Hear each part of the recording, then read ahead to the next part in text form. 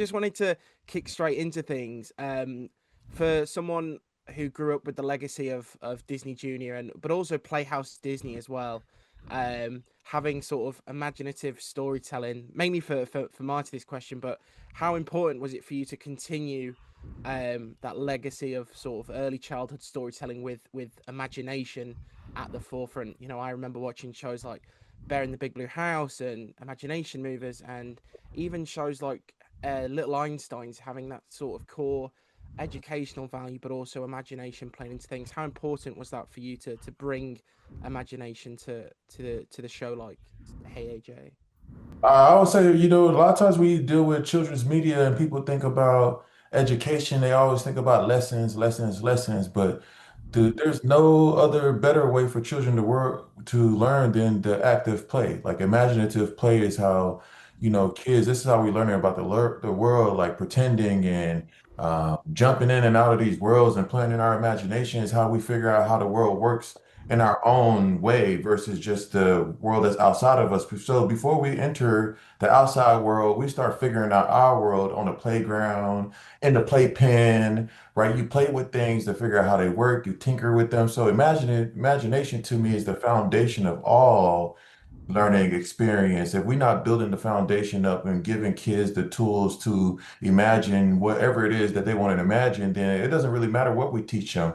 So if we occupy them with the tools, try to give kids the tools so they could cultivate the world that they exist right away. And the number one tool that they'll need to change the world is imagination. I mean, the world that we live in is a accumulation of all the imaginations that came before us. So if you can imagine for yourself, you can imagine the world to be different. So anytime I think about education with children, I always found fall back on empowering their imagination and for them to also train their hands to make the things that they are imagining, which is what AJ does very well. Just on the sort of subject, as you said, giving children the power to imagine, and I think in a time now where screens, especially for younger audiences, are being used and relied upon to look after children, how important is it for you to have content available, like shows and films, where it's not just sort of I think that the best way to describe it at the minute, you know, you've got things like brain rot memes and AI, especially. How important is it now that if we are putting screens and tablets and TV in front of our kids, that actually it is sort of pushing for more imagination and elements of education to some extent, rather than just sort of um, things that aren't really going to garner imagination or sort of inspire people. I think that's a very layered question, and the layer in that, what I would say is, a lot of people are trying to win the living room, right? Everyone's trying to win the living room, try to make sure if you're sitting on the couch, you're watching their show, right? That's the competition. Who can have people sit in front of the screen the longest? And I think that we have to be careful what we consume, no different from what we eat. Like, if you consuming a bunch of shit, you're gonna be shitting out a bunch of shit, right? So the idea of when we're building these shows is to mimic those things that you are consuming. And when you watch AJ, I feel like it's a show that you draw while watching. It's a show that you try to do the things in which she's doing at the same time. But the other thing that's happening right now is a lot of shows are being built for the individual within the household.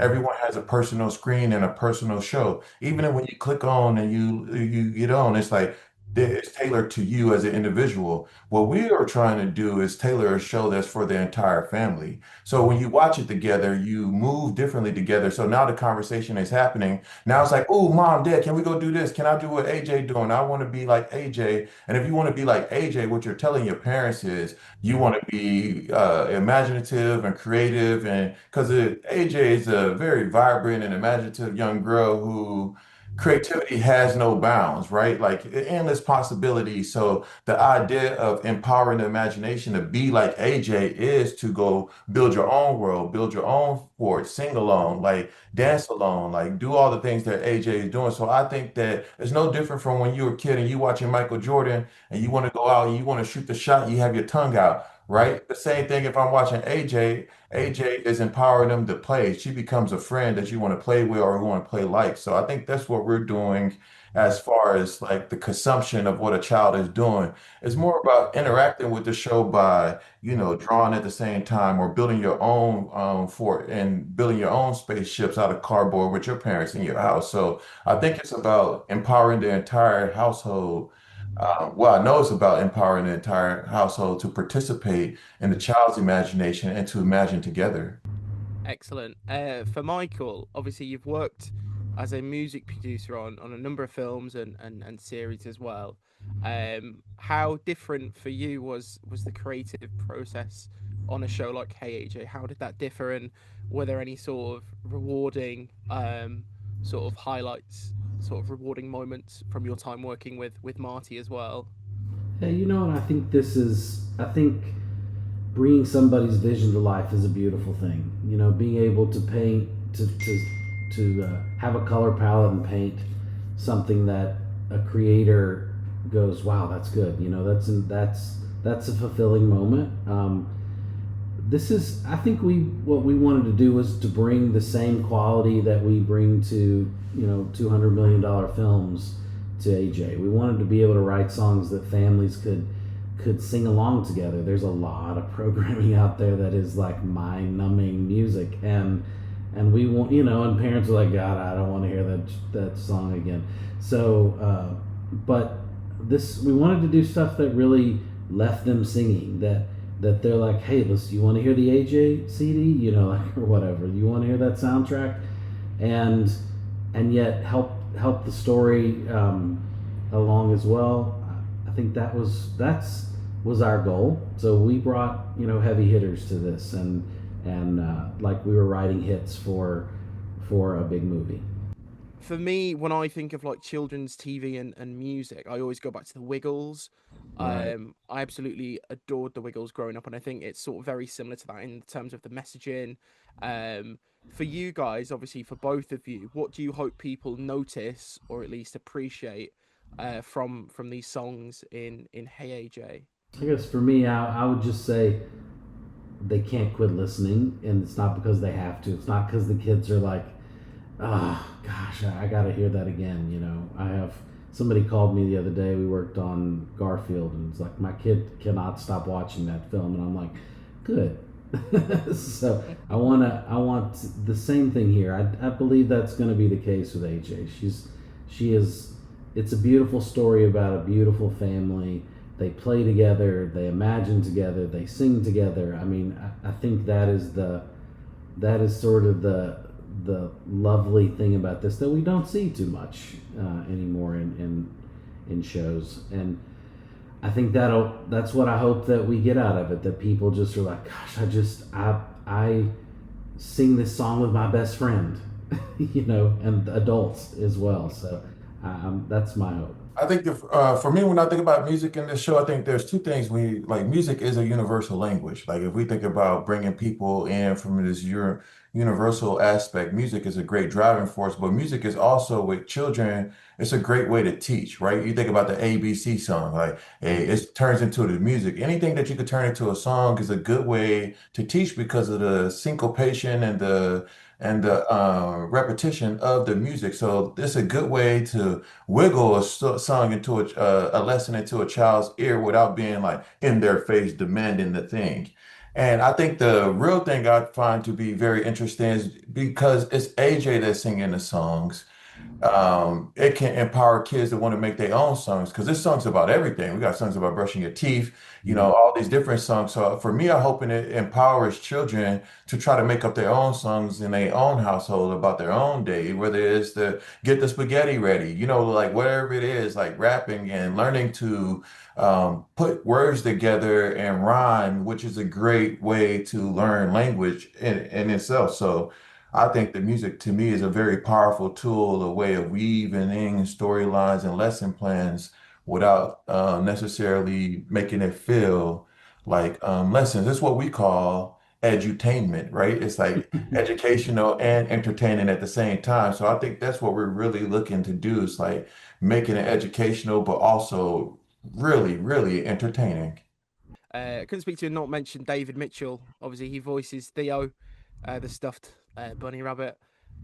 What was there any sort of choice there to pick Mitchell to voice Theo, or was it just did you envision sort of David Mitchell voicing Theo, or was that how did that come about You know, I Well, when think that was yeah, a swampy. That was a swampy thing. that was a Swampy Marsh thing. So Yeah, the rabbit was always British. Like we knew the rabbit was British from the moment because my daughter actually has the rabbit here in the house, and she's always had this rabbit, and it's always been British. Like it's always had a British accent. My daughter did a British accent. So when we got there, when I told Swampy that the rabbit was British, his mind just started. He's like, I got this one. I know exactly who to get, and I even know who.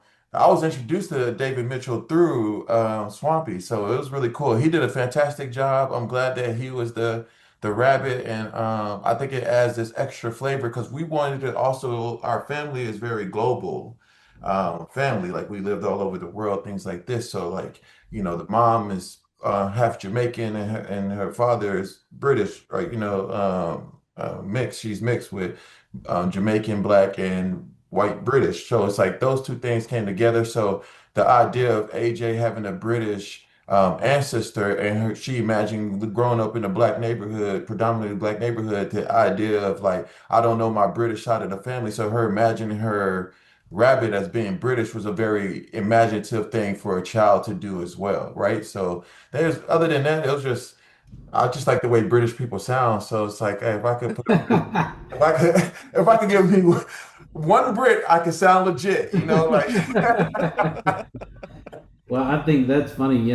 I think Swampy's always wanted to be British. If you want to know the yeah. truth, so he has this massive desire to do that. But David is so talented. Honestly, he's just an amazing talent, and Swampy knew him well. So when that came up, we talked about we actually the first people that read on this weren't British, and it just didn't make any sense. So we naturally came to David, and he said he would be delighted to do it, and it was great. He did a fantastic job. For Marty as well, obviously this show is very central to your family and your own stories. Were there any specific sort of maybe cultural moments or traditions, family experiences that you wanted to preserve in this series that you wanted to share with people?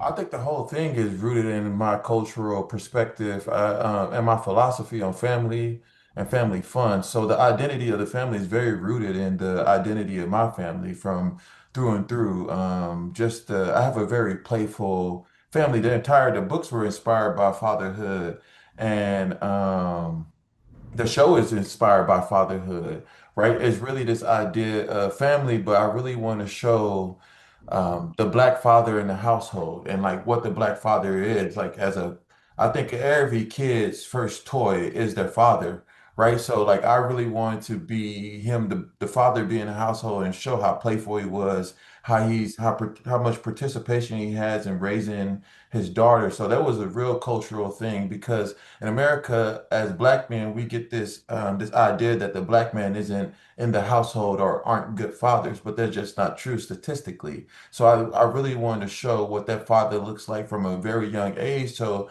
all the young black kids who have fathers, when they watch the show, they're like, oh, that's just like my dad. That's just like my dad. So fatherhood was a real driving part for me culturally. Like, what is it to be a black father today, and what are we and how are we in our child's life and participating in the and cultivating them and growing them into the human beings that they will be tomorrow. So that was the main thing for me was the fatherhood and also the loving relationship between mom and dad all the time, like very playful relationship. I have a very playful relationship with my wife as well.